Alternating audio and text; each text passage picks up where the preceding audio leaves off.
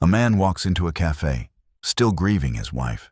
It's been 3 years since he's done anything remotely close to this. 3 years since the accident that took her from him.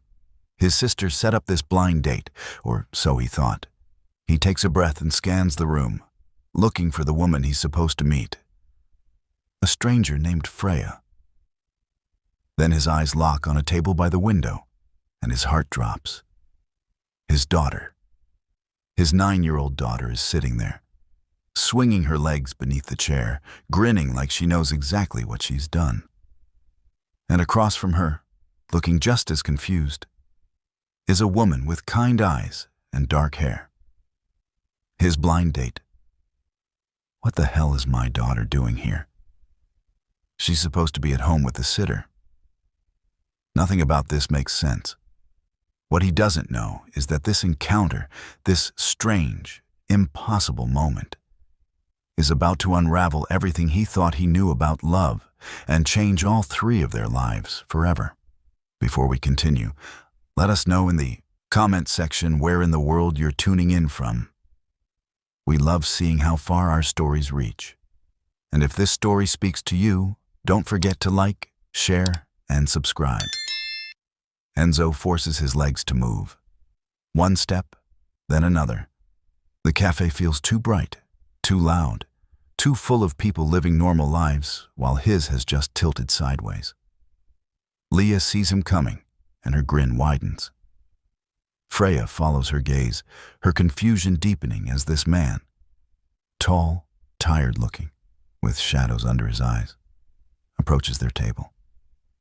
"Dad," Leah says brightly, like they'd planned this all along. "Leah." His voice comes out strangled. "What are you doing here?" "Surprise." She bounces in her seat. "I wanted to make sure you actually came." Freya's eyebrows shoot up. "Wait, this is your dad?" "Yeah," Leah beams. "Enzo, meet Freya. Freya, meet my dad." Enzo stares at his daughter, then at Freya, then back at Leah. You set this up?" "Uh-huh." Leah nods proudly. "Aunt Maria thinks she did, but I used her phone." "You've been sad for too long, Dad. Mom wouldn't want you to be sad forever." The mention of Esther hits him like a fist to the chest. He can't breathe, can't process this. His 9-year-old daughter catfished him into a blind date? Freya clears her throat softly. I'm really confused right now, but maybe you should sit down." Enzo doesn't know what else to do, so he sits. His hands are shaking. He shoves them under the table. "Leah," he says, trying to keep his voice steady. "This isn't okay. You can't just—" I know. Leah sighs dramatically. "But you kept saying no. And I saw Freya's profile on Aunt Maria's dating app. And she seemed really nice. And she likes soccer too, so I thought—" "You went through Maria's dating app?" "Just a little." Leah shrugs. "Anyway, I'm gonna go get a cookie. You two should talk." She hops off her chair before Enzo can stop her, skipping toward the counter like she hasn't just blown up his entire evening. Silence falls over. The table, heavy and awkward. Freya speaks first. "So, this is not how I imagined tonight going. Join the club." Enzo runs a hand through his hair. "I'm so sorry. I had no idea I thought my sister set this up. I didn't know Leah was involved. I didn't even know she knew what a dating app was." She's resourceful, I'll give her that. Freya's lips twitch into a small smile. And for what it's worth, she wrote a pretty convincing profile. Despite everything, Enzo almost laughs. Almost. "I should leave. This is insane. I should take her home and ground her until she's 30. "You could." Freya tilts her head. "Or you could stay. I mean, we're already here, and your daughter clearly went through a lot of trouble." Enzo looks at her, really looks at her for the first time. She has warm brown eyes and a kindness in her face that makes something in his chest loosen, just a little. She's not running? She's not angry. She's just here. I don't know what to say. He admits. Start with why you haven't dated in 3 years. The question is gentle, not pushy, but it still cuts deep. Enzo swallows hard. My wife, Esther. She died 3 years ago. Car accident. The words taste like ash. I asked her to pick up groceries that morning. She didn't want to go. Said we could order them online. But I insisted because I needed something for dinner that night, and he stops. His throat closes up. It was raining. He continues quietly. Roads were slick. A truck ran a red light, and she didn't make it. He looks down at his hands. If I hadn't asked her to go, if I'd just listened to her, it wasn't your fault. Freya's voice is soft but firm. Feels like it was. I know that feeling. Freya stares at her coffee cup. My fiancé, Jeremy, he went missing 2 years ago. Just vanished. Left for work one morning and never came home. No note, no explanation, no body. Enzo's head snaps up. They never found him? No. She shakes her head. Police investigated. Friends, family, everyone searched. It's like he disappeared into thin air.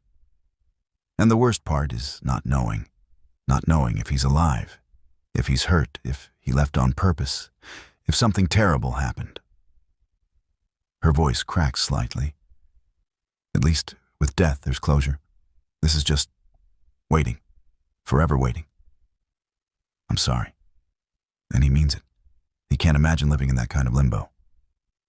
Me too. Freya meets his eyes. For you?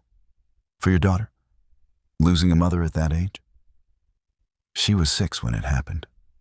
Too young to really understand. But old enough to remember. Enzo glances toward the counter where Leah is chatting animatedly with the barista. She's the only reason I'm still functioning. Some days I don't want to get out of bed. But she needs me, so I do. She loves you. That's obvious. She thinks I need to move on. She keeps saying Esther would want me to be happy. He laughs bitterly. She's probably right. Esther would have kicked my ass by now for moping around. But I can't let go of the guilt. Guilt is easier than grief sometimes, Freya says quietly. If we're guilty, we have something to hold on to. Someone to blame, even if it's ourselves. Enzo stares at her. She gets it. She actually gets it. Is that what you're doing? He asks, holding on to guilt. Maybe. I keep thinking if I'd paid more attention that morning, if I'd noticed something was wrong, if I'd asked more questions. She trails off. But the truth is, I don't know what happened. And I might never know. So yeah, I'm stuck, just like you. They sit in that shared understanding for a moment. 2 broken people at a table in a cafe, brought together by a 9-year-old with too much determination and access to technology. Leah returns with a chocolate chip cookie the size of her face. So, are you guys friends now? Enzo and Freya exchange glances. Maybe, Freya says. Good. Leah takes a huge bite of cookie. Because I think you'd be good for each other. Leah, I'm just saying. She grins through a mouthful of chocolate. You both look less sad when you talk. Out of the mouths of babes. They stay another 20 minutes. The conversation flows easier now, lighter. They talk about small things, favorite movies, worst jobs, embarrassing moments.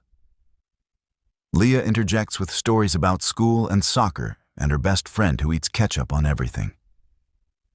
When they finally stand to leave, Freya hesitates. This might be weird, but could I get your number? Your real number this time, not filtered through a 9-year-old mastermind. Enzo feels something flutter in his chest. Something he hasn't felt in 3 years. Something dangerous and terrifying, and maybe, just maybe, a little bit like hope. Yeah. Yeah. Okay. They exchange numbers. Their fingers brush as she hands his phone back, and the touch lingers longer than it should. Outside, under the glow of streetlights, Leah takes her father's hand. She's nice, right? She whispers. Yes, sweetheart. She's nice. Are you mad at me? Enzo looks down at his daughter, this fierce, loving, impossible child who refuses to let him drown in his grief. I should be. What you did was wrong. But I'm not. He squeezes her hand. Not completely, anyway. Leah smiles, and for the first time in 3 years, Enzo smiles back without forcing it. That night, after Leah is tucked into bed, his phone buzzes. Freya, thank you for staying tonight. I know it was strange, but I'm glad I met you. Both of you. His fingers hover over the keyboard. Then he types back. Me too. The texts start small. Good morning messages. How was your day? Leah asks about you. Simple things that don't demand too much, but keep the thread between them alive. Freya. Leah's hilarious, by the way. She sent me a friend request on Instagram. Should I be worried? Enzo. Very. She's relentless. Fair warning. Freya. I like relentless. Days turn into a week. The texts get longer. Late night.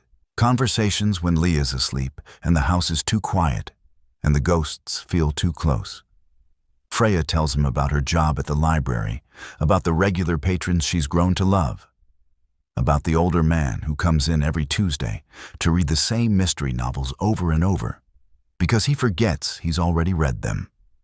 Enzo tells her about his work as a graphic designer, about clients who want 17 revisions and still aren't happy, about how Esther used to joke that he'd go gray before 40 dealing with people who couldn't decide between navy blue and royal blue. He hasn't said her name that easily in years. 2 weeks after the cafe, Freya texts him something different. Freya. Leah mentioned she has a soccer game Saturday. Would it be weird if I came? No pressure, just thought I'd ask. Enzo stares at his phone. His first instinct is to say yes. It would be weird. Too fast. Too much. But then he thinks about the way Leah's face lit up when she talked about Freya at dinner last night, about how she asked 3 times if he was going to text her back. Enzo, she'd love that. Games at 10. I'll send you the address. Saturday morning is crisp and clear. Enzo spots Freya the moment she walks onto the field. Jeans, sneakers, a light jacket, hair pulled back in a ponytail. She looks nervous. You came, he says, and he's smiling before he can stop himself. I promised, didn't I? She glances toward the field where kids are warming up. Which one's Leah? Number 7, the one currently doing cartwheels instead of stretching. Freya laughs. That tracks. They sit together on the metal bleachers, close enough that their shoulders almost touch. The game starts, and Leah plays like she's got something to prove. Fast, aggressive, fearless. She scores twice, and each time she looks toward the stands to make sure they're watching. She's really good, Freya says. She gets that from Esther. I'm useless at sports. It's the first time he's said something positive about Esther without the words getting stuck. Freya notices. She doesn't comment, but her hand brushes against his, and this time she doesn't pull away. After the game, Leah runs over, sweaty and breathless and grinning. Did you see? Did you see my second goal?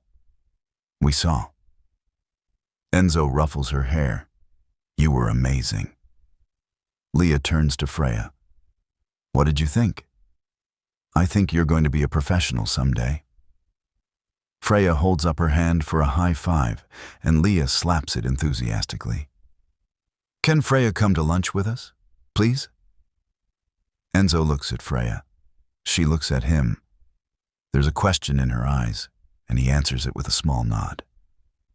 "I'd love to," Freya says. They go to a diner that serves breakfast all day. Leah orders pancakes with whipped cream and strawberries and talks non-stop about the game, about school, about everything and nothing. Freya listens like every word matters, asks questions, laughs at Leah's jokes, even when they don't quite land. Enzo watches them together and feels something crack open inside him. Something that's been sealed shut for 3 years. Over the next few weeks, it becomes a routine. Freya at soccer games. Sunday afternoon walks in the park. Movie nights where Leah falls asleep 20 minutes in and they keep watching anyway, talking in whispers so they don't wake her. One evening, after Leah's in bed, Enzo walks Freya to her car. It's late October now, and the air smells like wood smoke and dying leaves. "Thank you," he says, "for being so patient with all this, with me, with my mess." "You're not a mess." Freya leans against her car. "You're grieving. There's a difference. Feels like the same thing most days." "I know." She looks up at the stars. "But some days are better than others now, aren't they?" He thinks about it, really thinks. Yeah, they are. That's progress. Is it progress for you too? He's never asked her directly, never wanted to push. Freya is quiet for a long moment. "I think so. I don't check my phone hoping for a message from Jeremy anymore. I don't expect him to walk through my door. I'm starting to accept that he's gone, even if I don't know where or why." She meets Enzo's eyes, and that terrifies me. Because if I accept it, if I move on, what does that make me? Human. Enzo steps closer. "It makes you human." "I miss him." Her voice breaks. "But I also can't keep living like he's coming back. I can't keep waiting." "You don't have to. Don't I?" She laughs, but there's no humor in it. "What if he does come back? What if I move on and then he shows up and—" "Freya." Enzo reaches for her hand. "You can't live your life on what-ifs. Believe me, I've tried. It'll destroy you." She squeezes his hand. Her eyes are glassy with unshed tears. "When did you get so wise?" "About 5 minutes ago." He smiles softly. "I'm figuring this out as I go." "Me too." They stand there in the quiet, hands linked, the space between them charged with something neither of them is quite ready to name yet. 3 days later, Enzo asks her on a real date. Just the two of them. No Leah, no distractions. "Are you sure?" Freya asks over the phone. "No, but I want to try." "Okay." He can hear the smile in her voice. "Let's try." The restaurant is small and intimate, candles on every table, soft jazz playing in the background. Enzo's hands are sweating. He hasn't been this nervous since his first date with Esther 15 years ago. But Freya is there, across from him, looking beautiful in a simple dress. And suddenly the nervousness fades into something warmer. They talk about everything. About their childhoods, their families, their dreams before life got complicated. Freya wanted to be a writer once. Enzo wanted to travel the world. They laugh about how different life turned out, but also about how maybe it's not too late to want things again. "Can I tell you something?" Freya says, halfway through dessert. "I haven't felt this alive in 2 years, and it scares the hell out of me." Good scared or bad scared? Both. She reaches across the table, fingers finding his. But mostly good. Enzo's heart is pounding. I feel the same way. Like I'm betraying Esther just by being here.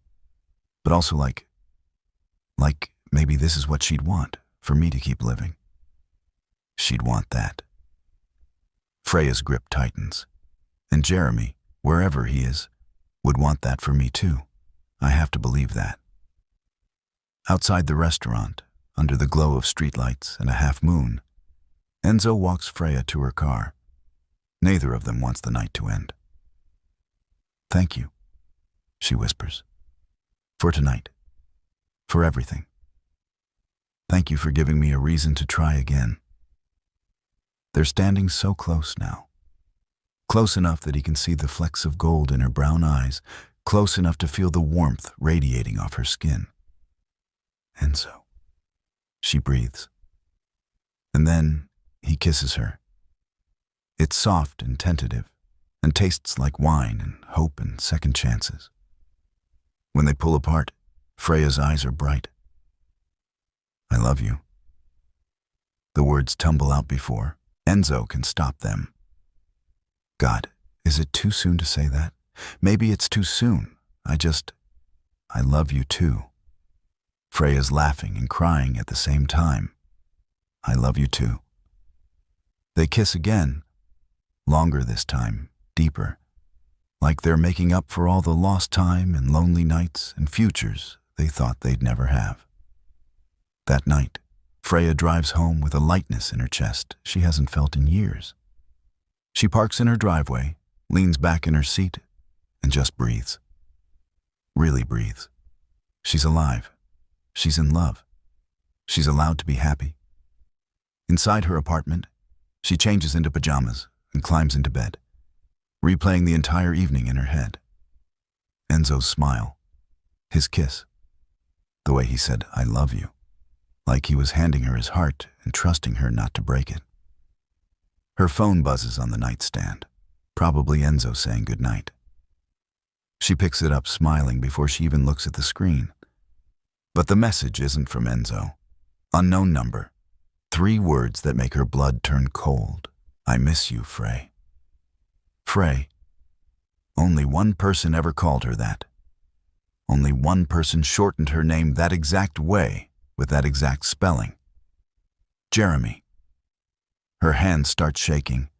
The phone slips from her fingers onto the blanket. She stares at the message like it might disappear if she looks at it long enough. No, this isn't possible. Jeremy's been gone for 2 years. 2 years of silence. 2 years of searching and waiting, and finally starting to move on. It has to be a mistake. A cruel joke. Someone who got her number by accident. She deletes the message with trembling fingers, blocks the number, throws her phone onto the nightstand like it might burn her. But she can't unsee those words.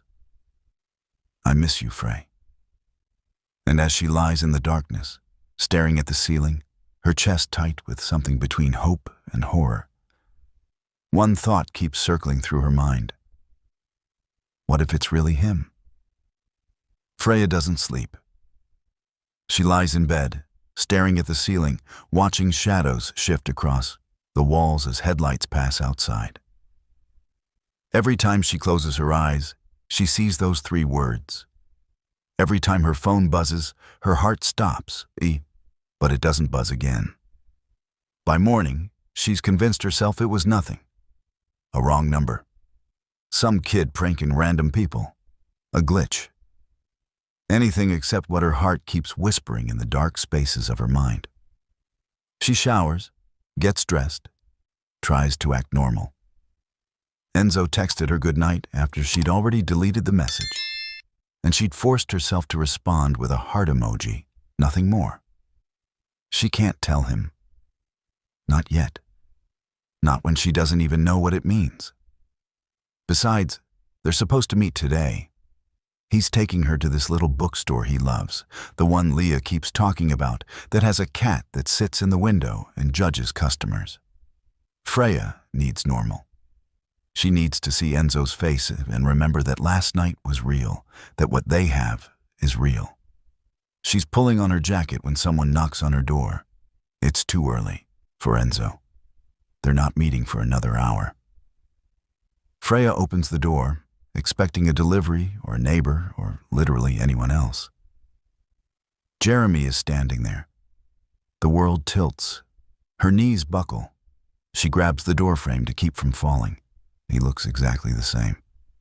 Same brown hair, same green eyes, same dimple in his left cheek when he smiles. He's thinner maybe, a little worn around the edges, but it's him. It's undeniably, impossibly him. "Hi, Frey." His voice cracks. "I missed you, baby." She can't speak, can't breathe, can't process what she's seeing. Can I come in?" He shifts his weight nervously. "I know this is a shock. I know I owe you explanations. I know." "Where were you?" The words rip out of her, raw and sharp. "Where the hell were you?" It's complicated. He runs a hand through his hair, and the gesture is so familiar, it makes her chest ache. "Can we talk inside? Please?" Freya's mind is screaming at her. Screaming to slam the door, to call the police, to call Enzo, to do anything except let this ghost from her past cross her threshold. But her body moves on autopilot, stepping aside, letting him in. Jeremy walks into her apartment like he still belongs there. He looks around, taking in the changes, the new couch, the different curtains, the photos on the wall that don't include him anymore. "You redecorated," he says softly. "You were gone for 2 years." Her voice is shaking. "What did you expect?" I know, and I'm sorry. God, Frey, I'm so sorry." He turns to face her, and there are tears in his eyes. "I wanted to contact you. Every single day, I wanted to call, to text, to let you know I was okay. But I couldn't. Why not? I was in trouble. Bad trouble. I owed money to people you don't say no to. And they were going to hurt you to get to me." The words pour out fast, desperate. "So I left. I disappeared to keep you safe. I've been working, saving, trying to pay off what I owed so I could come back. And I finally did it. I'm free. We're free." Freya's head is spinning. "You're lying. I'm not. You left me. You let me think you were dead. You let me grieve for 2 years, and now you show up talking about debt and danger like that? Makes it okay?" "It doesn't make it okay." Jeremy steps closer. "Nothing makes it okay, but I had no choice, Frey. If I'd stayed, they would have killed you. I left to save your life. Stop." She holds up a hand. "Just stop. I can't do this right now. I love you." His voice breaks. "I never stopped loving you. I thought about you every day. I dreamed about coming home to you. That's what kept me going." Tears stream down Freya's face. "You don't get to do this. You don't get to walk back into my life and say you love me like nothing happened. I know it's not that simple. It's not simple at all." She's shouting now. "Do you have any idea what you put me through? The police investigations, the search parties, the nights I stayed awake wondering if you were hurt, or dead, or if you'd left me on purpose. I mourned you, Jeremy. I buried you in my heart because I had no body to bury anywhere else. I'm sorry." He's crying too now. "I'm so sorry." They stand there in her living room.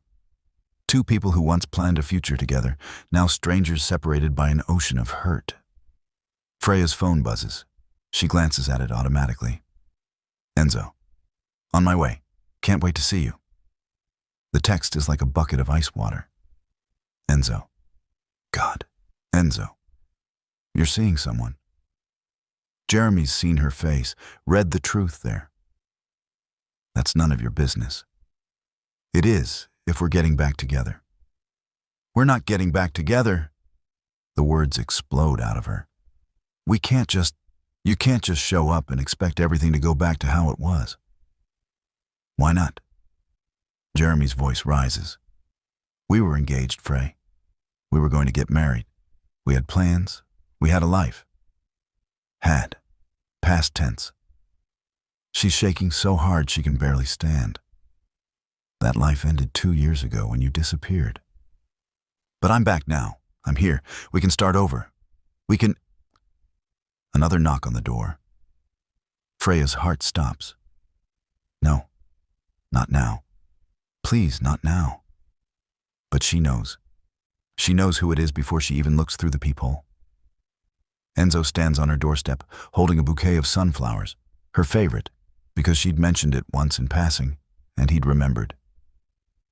He's smiling, that soft smile that makes her feel safe and seen and whole. She opens the door slowly.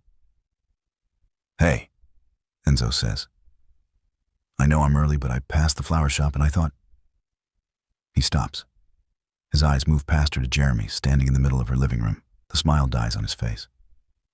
"What's going on?" Freya can't find words, can't think, can't breathe. Jeremy steps forward. "Who are you?"